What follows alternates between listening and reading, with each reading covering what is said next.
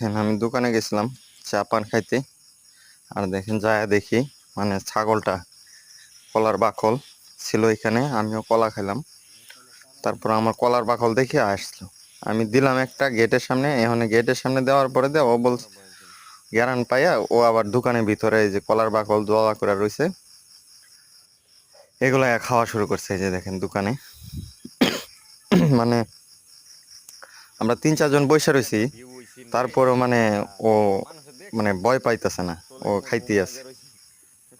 তবে মানে ছাগলটা খুবই মিশুক আর কি বলতে গেলে, মানে ভয় পায় না, আইসা এরা কলা খাইতেছে।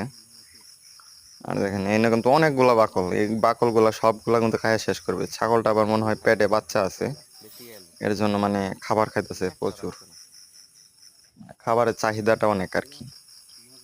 আর ছাগলটাও দেখতে খুবই ভালো, দেশি ছাগল, নর্থ বেঙ্গল।